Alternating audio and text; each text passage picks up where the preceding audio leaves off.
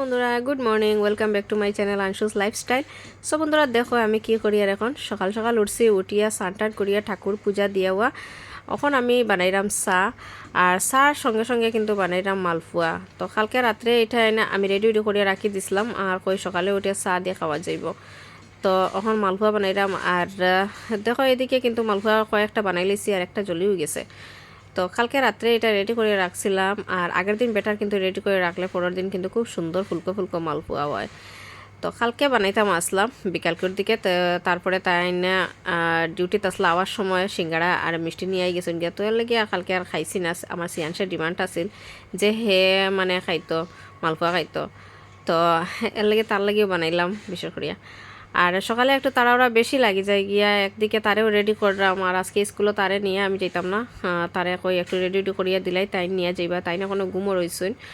আর বিছনাও দেখো এখনও কিছু ঠিকঠাক করছি না, তারে একদিকে রেডি করলাম আর একদিকে আমি চাও বানাইলাম। তো তারপরে তাইনও রেডি হয়েছেন, তানে চাও দিলাম, দেওয়ার পরে চাও খাইলা, খাওয়ার পরে তারে সিরিয়াসে নিয়ে দিয়া আইলা স্কুলে। আর আমি তারে গিয়া আনমু এখন, যদি আমি যাওয়াত লাগে যদি বেজান দেরি যাব। আজকে হলো মঙ্গলবার, সব পরিষ্কার করিয়া তারপরে আমি রান্না করিয়া যাইতে লাগবো।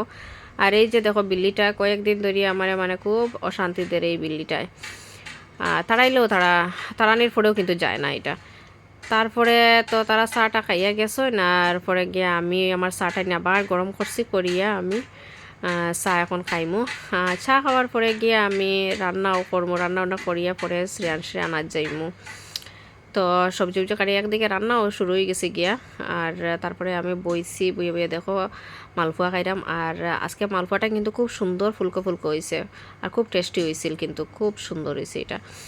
আর আমার কোনো সময় এরকম পিঠা ওটা খাওয়ার খুব বেশি ইচ্ছা করে, তো আমার তো কেউ আর বানাইয়া খাওয়াইতো না, আমি সবরে বানাইয়া খাওয়াই, কিন্তু আমার কেউ বানাইয়া খাওয়ায় না। তো আমার মনে চায় যখন তখন আমি আমার কয়েকটা বানাইলেই, যে কোনো জিনিস মানে যদি ইচ্ছা করে খাওয়ার কিন্তু এটা খাইলিতে লাগে। তো এটা জানার পরে থেকে আমি যখন আমার যেটা খাওয়ার ইচ্ছা করে আমি আমার সঙ্গে সঙ্গে খাইলাই।